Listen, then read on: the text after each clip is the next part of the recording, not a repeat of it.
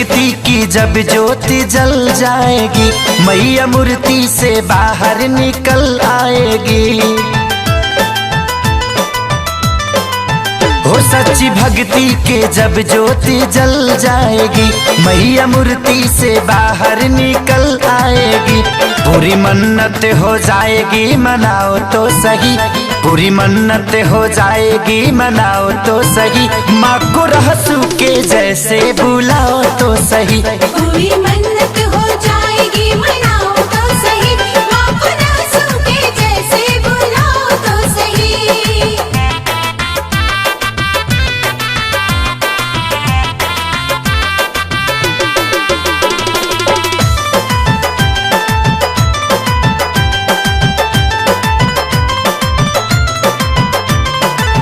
कौन कहता है देवी मैया आती नहीं, कौन कहता है देवी मैया आती नहीं, भोग भक्तों के हाथों लगाती नहीं। कौन कहता है देवी मैया आती नहीं, भोग भक्तों के हाथों लगाती नहीं। बेरसबरी के जैसे खिलाओ तो सही, बेरसबरी के जैसे खिलाओ तो सही। माँ को रहसू के जैसे बुलाओ तो सही, पूरी मन्नत हो जाएगी मनाओ तो सही। माँ को रहसू के जैसे बुलाओ तो सही।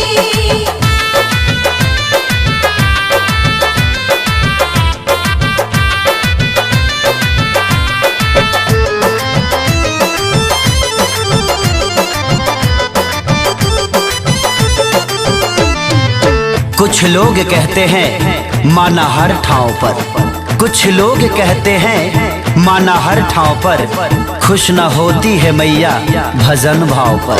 कहते कुछ लोग है न मैया हर ठाव पर, खुश न होती है मैया भजन भाव पर। भजन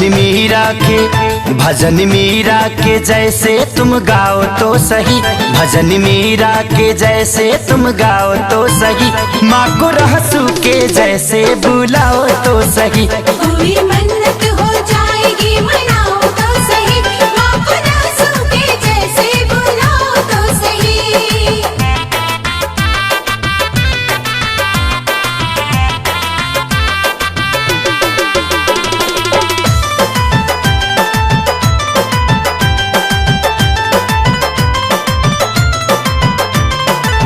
अर्ज माँ से आजाद प्यारे लाल ने किया, अर्ज माँ से आजाद प्यारे लाल ने किया।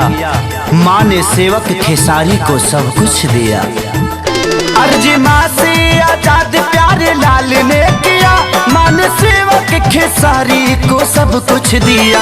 दुख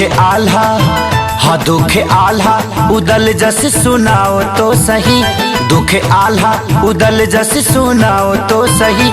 माँ को रहसू के जैसे बुलाओ तो सही, पूरी मन्नत